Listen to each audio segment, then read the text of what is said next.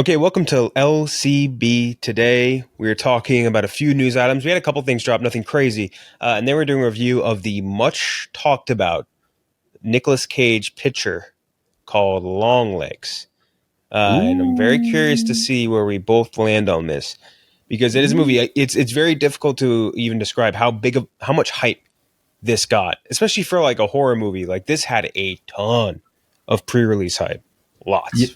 It was kind of crazy because I think I left right before the Longlegs hype train like took off.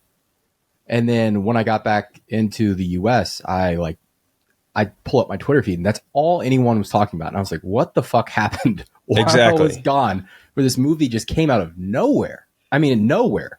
Literally, and they just exploded on the scene. Everyone was talking about it. And then the release, and then I think after the release, they feel like people are talking about it a little bit differently, but we'll get there later on. First item up, we had a new trailer for the Dune prequel series coming to Max called Dune Prophecy from the expansive universe of Dune, created by author Frank Herbert. And 10,000 years before the ascension of Paul Atreides, it follows two Harkonnen sisters as they combat forces that threaten the future of humankind and establish a fabled sect that will become known as the Bene Gesserit. It is made by, I believe, somebody that, what's her name? Says Anna Forster, director. Yeah. So the cast is maybe the more important thing to talk about. Emily Watson was incredible in I would say probably the best miniseries ever in Chernobyl. Mark Strong, great familiar face. I think he's a guy that just lends really well for just sci-fi in general. Alison Shepker as the showrunner. She previously did, and this is something which definitely had, I would say, a little bit, gave me more hesitation towards the series. And I think I talked about this when we originally did the teaser. So her filmography includes Lost, Alias, Brothers and Sisters, Fringe, The Flash, Altered Carbon, and Westworld. And in the sci-fi world, she came in for the third season of Lost, which was where it started going downhill. Was that the strike season? No, I think that was a little bit later because season 2 was like the hatch season. Season 3 was like when it starts like going really more off the rails. She directed the second season of Altered Carbon, which was terrible, and the first season of Altered Carbon was so good. At least to me, I mean, not like game-breakingly. Oh my god, Game of Thrones, whatever. Like Altered Carbon season 1 was awesome. I thought the first season was unreal. I think if they had had a great second season, people would look back at that show quite differently. Yeah, and season 2 was real bad. Like really, really bad. And she also did the final season of Westworld, which was solid, but only really relative to the season previous, which was really bad. Yeah, so when you were naming off all these projects, I was like, oh, damn. I was like, how do I not know who this is? Worked on Lost, worked on Altered Carbon, Westworld. These are all great sci-fi. Nope, she just worked on the bad parts. She worked on all like the bad sections of acclaimed sci-fi series, which is definitely not great. And obviously Denny this isn't a Denny production, so to speak. I believe his production company is involved in it, but he himself is not like part of the picture here. So it's definitely got me a little bit tentative, or you know what I mean? It's just like, how do you go from something, those two movies have been so good, so prolific, so massive in the sci-fi space, and how do you kind of string that along in a series that's 10,000 years before all the things that we're invested in? I don't know, but we'll see. I'm really not, for as much as I have loved Dune, and I love the book, and I love the Denny movies, I've got almost zero hype for this thing. Zero. And I don't know what it is. I think it's just the Max thing. And they did just rebrand it to an HBO original, but like something about it initially being branded as like a Max original really turned me off. I was like, there's no way that platform could pull off a massive sci-fi series like this. I mean, Disney can hardly pull one off. Mm-hmm. I mean, we'll talk about the Acolyte here in a minute. It's hard. And especially with a pre-existing IP where the films set such a high standard for what it should look like and what it should feel like, it's hard to recapture that with a TV budget. Even if you're working with $10 to $15 million an episode, which I bet they are here, but it's just hard. And the cast I like the cast. Emily Watson, great. That's a great pick for Bene Gesserit. Yes, I agree. You look at that face and that's a Bene Gesserit face. Especially after, I forget who played Claire something, who played like the main Bene Gesserit woman in the Dune series. But like after seeing those people, she just perfectly fits in that world. So I'm looking through some of these names, by the way, on the cast list, not just like the actor names, but like what their names are going to be. Yeah. Hagal Truthsayer. Okay. Desmond Hart. Vela Harkonnen, Vela and Tula Harkonnen. It is very funny how you get all these like random names and then you'll get Paul or you'll get like Duncan, Idaho or whatever. There's this one, just Sister Jen. Sister Jen? That's like a just a literal nun now. That's a whack one. But yeah, that's Dune Prophecy. We had a new trailer for Beetlejuice Beetlejuice, which is Beetlejuice 2. Tim Burton obviously back. Keaton, Ryder, Catherine O'Hara, Jenna Ortega being the big new ad. Justin Theroux, Monica Bellucci, Willem Dafoe. 36 years after the events of Beetlejuice, the Dietz family returns home to Winter after Charles Dietz's unexpected death. Lady's life is turned upside down when her rebellious teenage daughter Astrid discovers the mysterious model of the town in the attic, and portal to the afterlife is accidentally open, releasing Beetlejuice. I could just get it straight out of the way. I'm not a big Beetlejuice guy. I'm not like gonna pretend and be like, oh my god, this is such a great. Oh my, I'm so excited for this. I'm just not. Like, Beetlejuice was never just part of my life really growing up. I watched it as a full grown adult. Was not overly enthused with it. This seems like a movie that's kind of built for like 45-year-old women, and you know what I mean, that want to watch it with like kids or whatever. And like, it's not my jam. And I'm happy for Keaton getting the work. And Disney seems to love doing or not Disney rather, but just people seem to be loving bringing back all of the movies from this era and just giving a late sequel just to see if it gets some runway. And sometimes it works, sometimes it doesn't. Sometimes you get like a Haunted Mansion or whatever. But I don't know, not for me. Happy for the people that are big into Beetlejuice though. Yeah, it's for the Gen Xers. Yeah, no, I'm with you. I'm not a big Beetlejuice guy. Probably haven't seen the original 20 plus years, which is a crazy thing to say, but it's been since I was underneath 10 years old. So there's a small amount of hype for this for me. The only thing really getting me going is Michael Keaton really looks like he's having fun. Yeah. Like, he really looks like he is excited to be back doing this, which is more than you can say for a lot of these, 80s reboots. Looking at you, Ghostbusters, Bill Murray. But that's exciting. Tim Burton, he's so hit or miss. He's like Shyamalan, where it's either great or it's really fucking putrid. Yeah, real bad. I'd ask you though, just for the Keaton thing, and this is obviously like a great paycheck for him, I'm assuming. But wouldn't you rather him be doing something else, like something good? Because I feel like we haven't had a chance to see him flash those dramatic chops in a bit. Yeah, like Knox Goes Away. Yeah. Yeah, no, but you're right. I mean, since Dope Sick, I feel like he hasn't done a lot of dramatic work. And that was a television show. So, yeah. I mean, he can obviously act. I mean, won a fucking Oscar. To go back to Tim Burton, his last movie, what do you think his last movie was? His last movie? It's one that we reviewed on the podcast, and it was one of those Disney movies, just the most disgusting CGI shine on it. Live action remake of an animated movie. Dumbo? Yeah, Dumbo is the last movie he did. Oh, and then that was bad. That's like, that's almost as bad as, I mean, maybe just as bad as the Biz Apes movies. And then like Dark Shadows, Frank and Weenie, Alice in Wonderland, Sweeney Todd, like it's so fucking hit or miss. It's just, and he's not always for me. Sometimes I think it works great what he does, but I don't know. Beetlejuice is not something where I'm like, oh my god, fuck, I can't wake up needing Beetlejuice. Blah blah. I don't love Jenna Ortega tying herself to Tim Burton moving forward. She's kind of narrowed herself into this zone. Yeah, like the macabre, like aesthetic. I think she can do more than that. She probably should do more than that.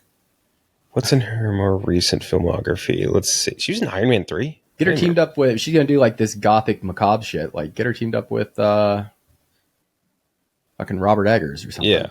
Beetlejuice. She was obviously in Scream, the 2 Scream movies. She was in X. She was in... Oh, yeah. She was good in X. I had completely forgot about X, by the way, that she was in that. Insidious Chapter 2. And I guess she must have been like 10 when that came out. And then obviously Wednesday. So I feel like she's kind of narrowing herself into that, which isn't maybe the best place to be, but we need Scream Queens. We're going to talk about Scream Queen 2 later with Longlegs. So yeah, I don't know. There's a place for it. And then after that, we have a Different Man trailer. Aaron Schimberg directing and did Chain for Life. After undergoing surgery to start a new life, Edward, a man with neurofibromatosis, I think I pronounced that right, becomes fixated on another man playing him in a stage production based on Edward's former life. Sebastian Stan, obviously the big name in it. The one thing that this made me think of, which is exactly what I tweeted, which is just the time that Bradley Cooper did The Elephant Man, and instead of putting on an ounce of anything to make him look like a guy that has that disorder, he just like kind of did a goofy pose and face, and otherwise looked insanely handsome as usual and like completely normal. It's the only thing it made me think of. This is one people were saying like Sebastian Stan is unbelievable in it. It's like his best role. Like it's incredible. I'm very interested to watch it. This is one that seems like it would be very depressing. Oh, it looks super depressing. Mm-hmm. Yeah, I am interested by this movie though. That's a very interesting premise. Like it kind of also, you can kind of see the moral of the story is very obvious. Yeah. Just watching it, like it's what's on the inside, not what's on the out. But I'm there for it. Mm-hmm. Me too. Yeah, have you seen this director's other? What was the other film? I believe it was Chained for Life. Have you seen that? I have not seen that. Yeah, because I'd never heard of this director. Yeah, neither. I mean, this is like his second major motion picture, but I don't recall Chained for Life from 2018. For Chained for Life, there's Anora. This is the last big trailer. Sean Baker's next movie. Sean Baker has been, his filmography is unbelievable. He's like, I don't think he's missed yet. Obviously, his most recent one was Red Rocket, which we loved. He was incredible in that. He's one of the all-time great like directors at showing you like America's underbelly, if that makes sense, and making it feel very real. And that part of that is because he casts a lot of just like regular people in his movies. Like he just goes to places and casts people who are in those situations. Like Florida Project, great example. Yeah. This movie, though, stars Mikey Madison, who was in Once Upon a Time in Hollywood and Scream. Annie is Ani, I think she was wrong by in the trailer anyway. Uzbek American stripper from Brighton Beach. Russo phone enclave. Russo phone. I didn't know that was a word. Or I guess phone is like mostly. I don't know. But she's a somewhat conversant in Russian. Her bosses fixes her up with Russian speaking clients after meeting Vanya, the son of a Russian oligarch. Romance kindles that, in addition to the desire to avoid deportation, leads to their elopement. Their fairy tale marriage is threatened when Vanya's parents travel to New York, intending to force an annulment. Anything Sean Baker, I'm immediately going to be interested in no matter what. I think Mickey Madison has been good in the stuff I've seen her written. And I think I thought she was dead. She'd been gone for she hasn't been in a movie in like 4 years. Been gone for a bit. She's another Scream alum. But she looked awesome in the movie. I don't most of the other cast are like native, more like I think like Russian actors and stuff like that. Like not names I think you'd be immediately familiar with. But they are the trailer looked good, looks amazing. Very into this. Yeah, no, the hype for this movie coming out of Cannes was insane. Like from the people I follow, I didn't see like a review underneath like 9 out of 10, like at all. Like everyone is praising this movie, which is, you know, maybe we'll talk about Longlegs here in a second, setting it up for failure, especially with the masses. But I mean, Sean Baker, fantastic director. It's hard to imagine this isn't at least somewhat as good as everyone is saying. Mikey Madison doing that accent, hilarious. Anytime you get someone doing a trashy, like, what is it, like a Long Island accent? I can really tell. Like Queens or Brooklyn, yeah, I guess. Queens, yeah. Anytime you get a girl doing that kind of accent, it's just, A+ for me. I saw people say it's like Pretty Woman, 21st century Pretty Woman. Hell yeah. You get those vibes from it for sure, and I'm very interested in that. And then lastly, the Russo brothers are apparently coming back, thinking about doing Infinity War, thinking about doing some Avengers 4. It's one of those things where I get first like, but then the more I think about it, the more it just kind of makes sense for both sides, because the Avengers most of the Marvel stuff since they left hasn't been great, and everything that the Russo brothers have tried to make after leaving Marvel has not been great either. So like it's kind of maybe just, this is where they work best together. You know what I mean? It's just one of those things that maybe just that's where they're supposed to be. Yeah, I just like, are the Russo brothers good? I am so confused on their like filmography. Like, are they good directors? Because like obviously, even outside of like Infinity War, like Arrested Development and stuff's awesome.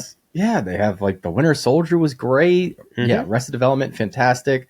I think they were heavily involved. Were they involved in Community, I think, as well? I believe so, yes. Yeah, I mean, they have a great television filmography. They obviously did well in the comic book space, but everything else they've directed has been fucking bad. Like, everything. It doesn't really make sense either. Like it's been The Gray Man. It's been Cherry. It's been 21 Bridges. I think they were producers on that. I don't think they were directors. Okay. But like most of a lot of stuff they produced, like it's kind of been hit or miss. Extraction 2, love that. Everything Everywhere All at Once, love that. But then like as specifically more as directors, Agbo, right? What's that? That's their little production company. Yeah, Agbo. Agbo. Yeah, it's been again like Cherry, The Gray Man, and then I think they have the Electric State which is coming up with. Oh yeah, that's supposed to be like that's a Netflix movie that's like costing like $300 million, right? Yeah, with like Millie Bobby Brown, I think, and a couple other people. But it's very difficult to tell. Oh yeah, in television, I forgot that they did Citadel, that series I don't. Oh, what a I fucking! heard that was good. That was a chore of a series, and I Really? watched it because everyone was saying it was so good, and I was watching it. I'm like, I just don't get it. Yeah, I don't know what it is. If I just don't, I'm not a big fan of. I think it was Richard Madden and Priyanka Chopra. Chopra, I think, is fine. Richard Madden, who I thought was awesome in Bodyguard, which is a show more people should watch, by the way. I don't know why they never made a second season of that. I thought he was very boring in Citadel.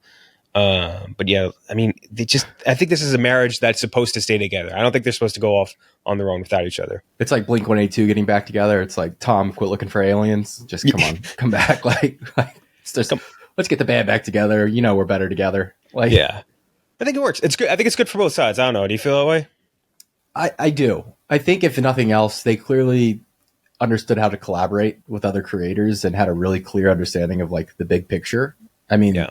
Infinity War, it may not be like the prettiest movie in the world, like the most cinematic movie, but like the fact that they were able to pull in like 50 to, it still really doesn't make sense how they did that pacing wise. Like the story just zips. It just works it's flawlessly. Funny. Yeah. It'll last. That movie will still work 30 years from now. Mm-hmm. My kids will love that movie.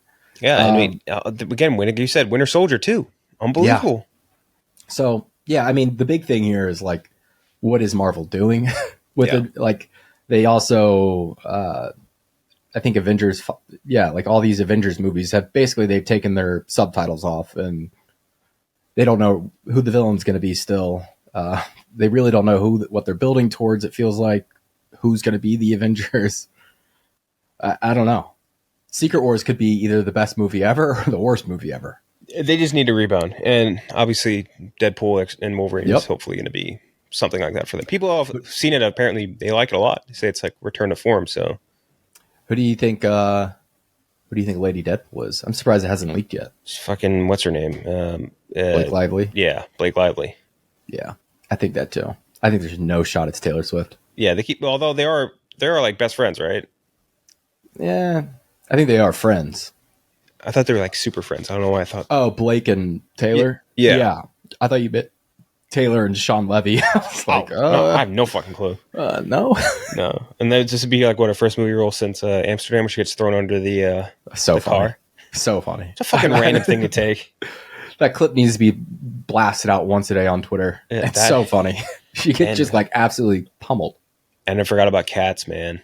Oh. Forgot about cats. God damn, what happened to that? Cat buttholes. The cat buttholes. Millions of dollars to edit that shit out. What a stupid fucking movie. But yeah, that's the end of news. Now we can talk about Longlegs a little bit. Longlegs, obviously, again, had a humongous amount of hype going into this movie. Massive amount of hype going into this movie. In pursuit of a serial killer, an FBI agent uncovers a series of occult clues that she must solve to end his terrifying killing spree. Oz Perkins, who I think most people are now recognizing him as Dorky David from Legally Blonde, as being his primary role. I was talking about it before about Scream Queens, Micah Monroe, who's been in a million horror movies, main starring role here, and then Nick Cage being the next big starring role. And there's a lot of talk about that too, like Monroe saying like, "Oh my god, the first time I saw her, my heart rate exploded," like all this stuff. Again, massive hype going into this. So for me, when I watch this movie and kind of going into it with a certain level of expectation that this is going to be like the horror event of the year, maybe more. This is going to be the one everyone's talking about. This is going to be the hugest, most incredible horror movie I've seen in years. I was definitely let down. Yeah. But let down based on that hype. Yeah, if I went in thinking like horror movie, it's very weird the way they sold it. It's almost like not to compare it directly to this, but do you remember like with The Flash, where people are like, this is going to change the landscape of everything, like that level of feeling, and like I think it's not exactly the same because I went in The Flash and I went from like thinking like, oh, this might be the best superhero movie in years to being like, oh, this is actually just bad, and then this isn't bad. This is a good like I would say more. Not procedural is the wrong word. It's more like it's close to like a Zodiac or something like that. You know what I mean? Oh yeah, it's very like 90s crime thriller. Yeah, like people are saying Silence of the Lambs definitely hits like Silence of the Lambs. Performances Seven. yeah. Yeah. Production value is cool. Visuals are really cool. I like the acting, or like the way the Nick Cage character was definitely creepy and scary. The heart rate thing. What are we doing here? I'm so confused by that. I'm Mm-hmm. still just like, he looks weird for sure. He looks like one of those who are the guys that fucked up their faces? The Bognazian brothers or whatever. Yeah, Yeah. yeah, he looks like one of them. But like, that's not getting my heart rate going. No, it's just kind of like, oh, like, yeah. So this is a movie, again, just to kind of like go through what I think was good about it. I think you look at the visuals of this movie, I think they look great, especially when you're cutting between like 70s and 90s. I think the production value there looked great. Like you get kind of immersed in that sort of period with like, whether it's, especially, this is one of those things like the periods with cars, like the cars, all that shit like really gets you into for some reason, at least in my brain. Definitely immediately you're hitting there. The how, like I think the sort of angles that they take as they're going through buildings. I think a lot of the conversational scenes that you have, especially just between Monroe and anybody, were really, really good. And Nick Cage is a solid, like, I get like antagonist, yes, but like it's kind of, without spoiling, it's hard to kind of like go in between. Like it's there's a lot that's good about this movie. I also just don't think it is like some elite next level amazing horror movie, or I don't even know if I would even really consider it much of a horror movie at all. I wouldn't. I think I liked it more for that reason, for some reason. Because like I said, I missed a lot of this hype going in. And so when I just went in and watched the movie, and it was a lot more enjoyable for me. I think if it tried to be more of a horror, I don't think it really would have worked. Mm-hmm. Like it just wasn't set up for that. Yeah, I think, and we can go into spoilers now. So if you haven't watched it yet, don't continue. But I think within the spoiler section, the points that I think were maybe the best for me, like the interrogation scene between her and Longlegs, is really cool. And like that's the ending of that sequence where he like bashes his own like face, and like that's scary. A lot of the scenes towards the end with like her mom, that stuff's scary. It's like tense. It's like more thrilling, I guess. Definitely not as much. Again, not really horror-y, just kind of more thrilling, more like again like Zodiac-y, Silence of the Lambs-y. But like those movies, like they might get like your blood pumping a little bit or like anxiety going a little bit.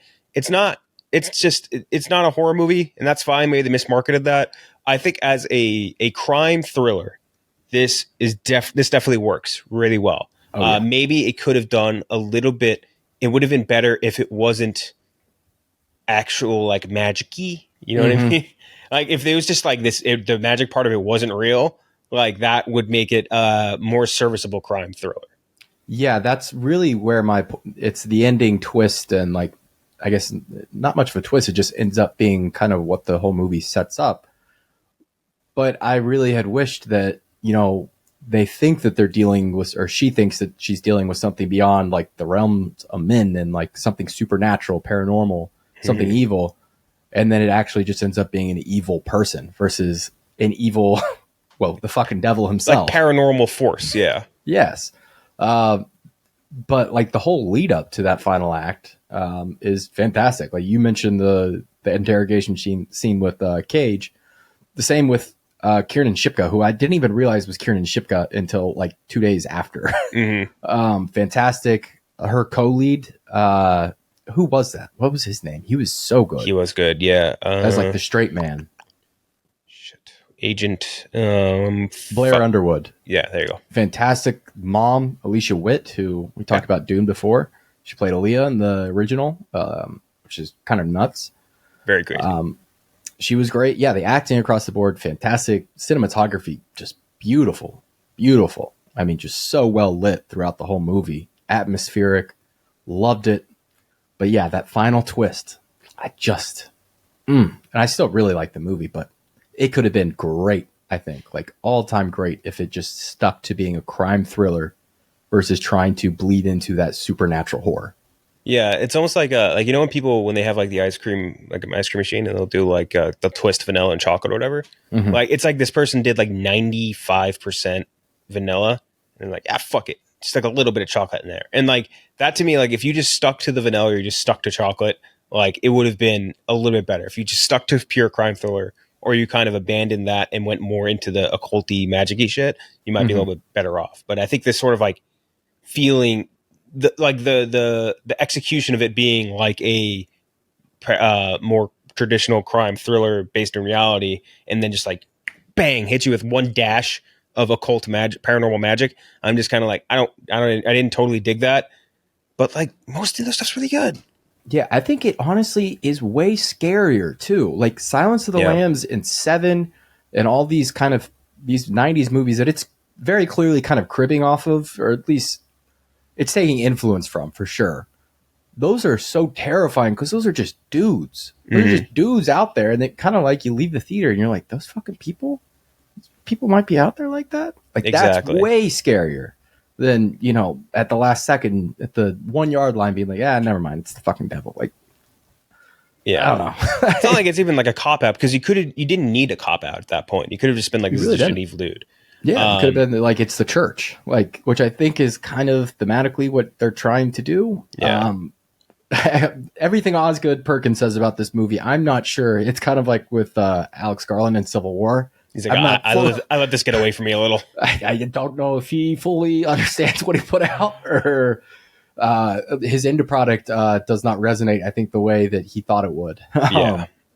I think for me, I landed at like a 79 probably. Like, this is a really good movie. I think, like, definitely not like memory really good is maybe even like a little bit of stretch. Like, executional wise, everything here is done at a high level, but it's just like on the grander scale of things, I think it got a little away from Perkins as far as like mixing some shit up. But other than that, I think it's like a movie. Like, if you're looking for a horror movie, if you're looking for something to scare you, get blood pressure up, whatever. Like, if you're a teen looking for a date night movie, which is what the horror movie market is generally for whatever reason, this is definitely worth seeing in theater for sure. It's the best movie, and I haven't seen Twisters yet, but it's the best movie in theaters right now compared to Day One, compared to Bike Riders, the last three movies we reviewed. Yeah, compared to all of that, it's very much the movie I would recommend to anyone going. Definitely better than Maxine for sure, in the horror space at least. And Day One. You want to talk about a movie that got away from someone? Oh. Big time. But that's Longlegs. Lastly, just two things. The Acolyte ended. I've got so many questions about this show.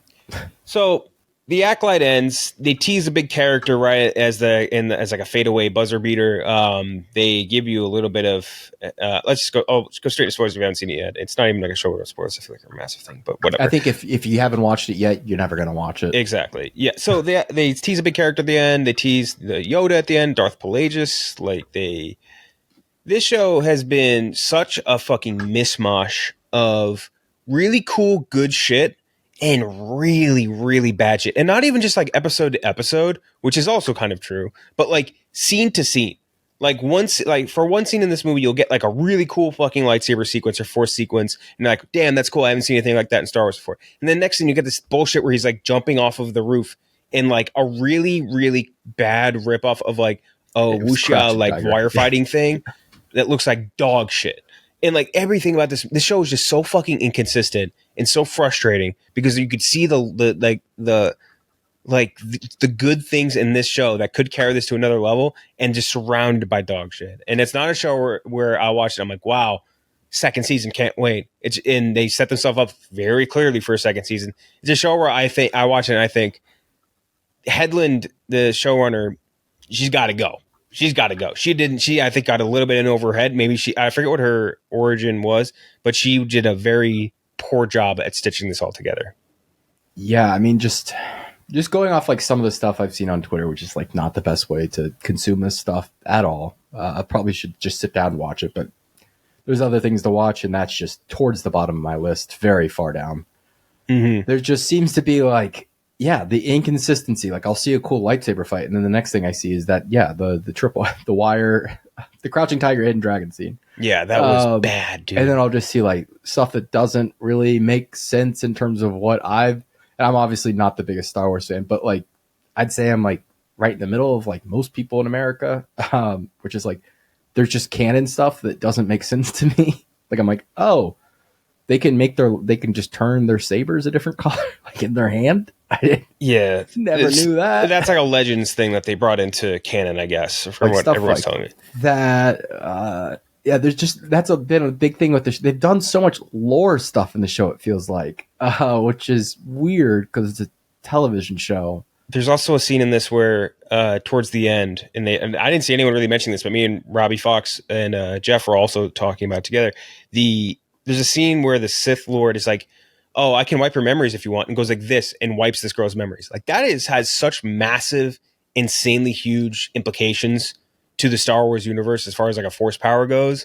Like the amount of time, like imagine like he just in that Sith Lord in the middle of a fight with like one of the good guys just goes, "Boop, you're a baby now." Like you could just do that easily and that quickly in the way that he did it. It had such huge implications, and to just drop that like it's nothing, I think is kind of crazy. There's a lot of canon things that people are pissed about, some of which not a fucking big deal at all. Yeah, that's typical Star Wars fans, just like freaking out over the Nitpicking smallest things. everything. And like it's one of those things, and I remember I tweeted this when the original person had put up on those, I think the Kiai Mundi thing, like pick your fucking battles, man. Don't, when you make like a mountain out of a molehill with like the most tiny bullshit, you invalidate like any other legitimate argument you might have or that other people might have with it, because then you lump in those arguments with like people like them and you're like, oh well, you're just one of these people. I hate that shit. I hate it more than anything. But like there are legitimate like canon issues with it, and there's just a lot about this series is just more than anything else frustrating. And because there's again just glimpses of great shit, and I think one of the great things to come out of this is Manny Jacinto's Khmer as like a Sith Lord was incredible. He was awesome, really, really, really good. And his performance in Episode 5, which is like I would say like up there with the top episodes of anything Star Wars live action, it's amazing. And then everything else around it, like you'll get like the cringiest, shitty screenplay dialogue you'll ever see in your life in Star Wars, which is really fucking saying something. Yeah, and then you'll get I was about to say that's impressive, really. And then you get some production value things where it's like these guys wearing outfits that look like they were bought at Party City, and this is like a $200 million series. Like, there's a lot of shit about this that just it pisses me off, and makes me think that again, you have something here potentially to do a season 2 with. I just don't want Headland in charge of it at all. I feel like this is just way. It got away from her, and again, this seems to be like the theme of the last couple of weeks. It really got away from her big time. Yeah, so they're definitely. I mean, they have to do a season 2 based on kind of where they left off. Like, can they leave this alone and just like be like, never mind? I think they could. I mean, it's not like the weird thing is like there are implications to the main storyline, especially because they introduced Darth Plagueis, who's obviously the whole massive implications to Palpatine, to Anakin, to the whole main storyline. I don't think they have to go and carry on with that anymore, though. And people are going to be like, "Oh, this show sucks. Why would you stand up for? Why would you do anything?" Like, there is something here to make a story out of. I just don't trust Headland with it because of how poorly this is put together. There are like multiple flashback episodes where you're seeing like the same scenes over and over again, and just like the structure of how they map this all out is so piss poor. It just makes me think like, it just makes me angry more than anything else because there's something there and they just kind of burnt it. What's next for Star Wars? Is it the Skeleton Crew? I think Skeleton Crew, which people were kind of saying this about Acolyte too, but people were saying Skeleton Crew is pretty good. Yeah, they've been hyping that one up for a while. And that's Jude Law and I believe a bunch of kids, right? I think so. Let's see. Skeleton Crew. And then they have obviously the Mandalorian movie, which will be at some point. Jude Law, Kerry Condon, which is huge. That's 2 great cast members right there. And then mostly just kid actors. So that one will be interesting. And that was written by John Watts, obviously Spider-Man. It has a bunch of other people on it too, right? Like behind the scenes. I feel like they had like five people behind the scenes that were notable names. Filoni and Favreau producing, which I feel like that's not like a new crazy. thing. I think that's just like the standard now. Jaleel White is in it. That's interesting. It's fucking Urkel. Urkel's in the series, not producing. He's just in the series. Let's see. The director crew is pretty sick. That was, I think, what we were forgetting. The Daniels are in it, or directing episodes. Yeah. David Lowery, who we've interviewed, is directing an episode. Yeah. Bryce Dallas Howard, Lee Isaac Chung, who, if you feel it, chase it. But yeah, there's a couple other directors on here too, which I mean, I don't know, very interested in a lot of it. But it's been a bummer for the most part. The boys ended their season I guess like today. Spoiler conversation. So if you haven't watched yet, we'll just skip forward. The boys this season has definitely been, I would say, like it's good and bad at the same time. Like there are individual scenes in this where it's mostly just like Anthony Starr doing some crazy shit, and you're like, "Whoa, that's awesome!" And then there's a lot of like side plot crap with like Frenchie and Kimiko, where I'm like, I don't give a fucking rat's ass about this. Or like Huey, same thing. Huey and Starlight don't give a rat's ass about this. And like, kind of, this episode was a lot of Billy Butcher doing the same bullshit over and over and over again. And sort of, we've hit this like circular thing where it's basically the same fight has been happening for 4 straight seasons. And the whole thing in like the first few seasons, right, is like Homelander still has like this guise of like, I want people to like me, right? Mm-hmm. And as you move on, he's free of that. Like he's now like I really don't give a shit. I'm lasering people in public. You know what I mean? Like he doesn't care that much anymore. So why doesn't he just go and fucking laser all of them? And like nobody's gonna do anything about it. So we've reached that point, and that kind of frustrates me. The ending episode was definitely good, but this season on the whole, definitely just I feel like we've hit a repetitive point, and I'm like, I need shit to happen. And shit definitely hits the fan a little bit towards the last episode, but I don't know. I need more shit going on. Did you see they changed the finale title? Yeah, that makes sense. That was bad timing on their part. Yeah, why didn't they think of that? Why didn't they know? Same with Falcon and the Winter Soldier, or I guess Captain America 4, or Brave New World. Yeah. Who, again, just to run through this, they initially made the Falcon and the Winter Soldier about a worldwide pandemic, and then COVID hit, so they had to wait and reshoot shit. Then they made what was the second? They had another thing where it was almost predictive, and I'm forgetting. In Falcon and the Winter Soldier?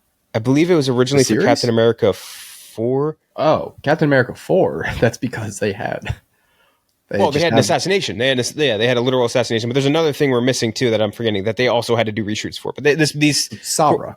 The Israeli superhero, which they've been much maligned over as well. But yeah, they've just been in tough shape. But yeah, the boys have been whatever. The Acolyte, bummer overall. But yeah, anything else you've been watching? Is it a bad time to be a nerd? Is there a Star Trek coming out?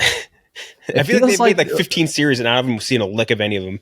We were eating great for a good, decade. It felt like from 2008 to 2018. I don't know. It feels like we have been not getting the best stuff lately. I could be wrong though. Maybe we're back to like himbo territory where it's good to be like a Twisters fan. It's true.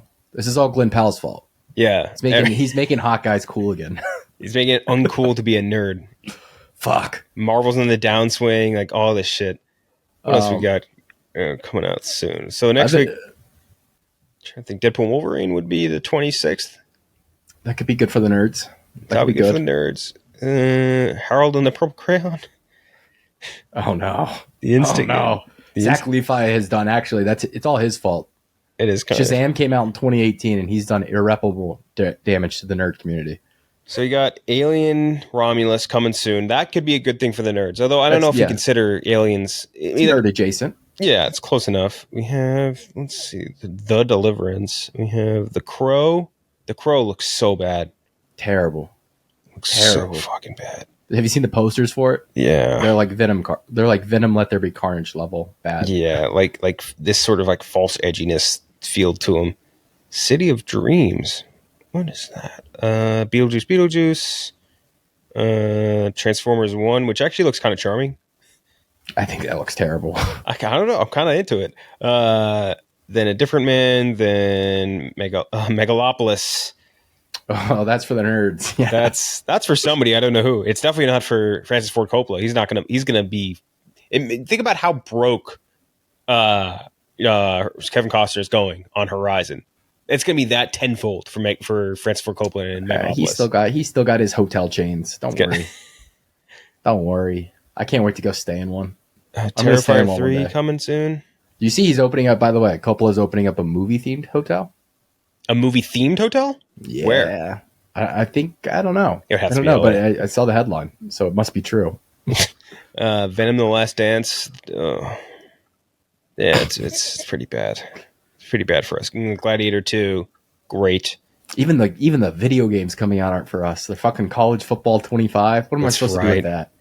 I stink at sports video games. Star Wars Outlaws is coming though soon, I believe in August, which I'm very interested in. The Wicked movie, which looks god awful.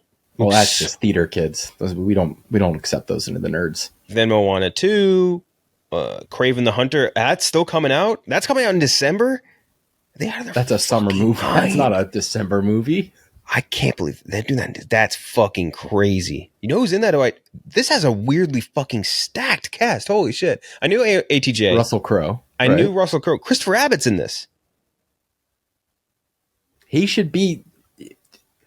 Why is he not the lead in one of these things? Ariana DeBose is in this. Just won a fucking Oscar. Fred Hershinger. What the fuck? Alessandro Nivola, who I'd like, I admit he's not up there with the same name level as the other guys. And then Nosferatu towards the end of the year. Okay. Nosferatu interested in though.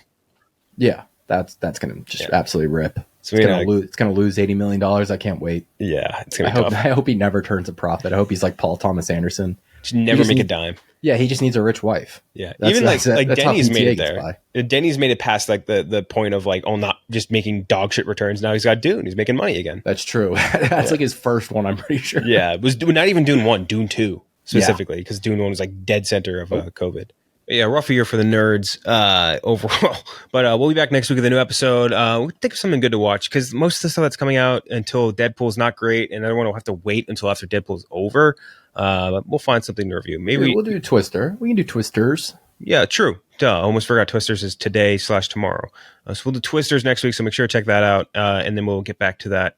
Get back to you guys for that. Maybe we'll do a draft of something like natural disaster movies. That'd be fun. Ooh, that could. I love a disaster movie. Oh, good trash. How much of that do you think will be concentrated from 95 to 2005? All of it. Like it's like all of it. I mean, what was the last great one? Moonfall. It's not even natural because it's alien movie technically. San Andreas. Like San Andreas are like 2012. Like actually, see, this is where like I'm just an absolute trash eater because I like 2012. Yeah, no, me too. Yeah, I swear to God. Maybe we'll get Clemmer in for that because that's like right in his wheelhouse of like the turn of the 90s into 2000s. But we will check that all out together and be back with you guys next week. See ya.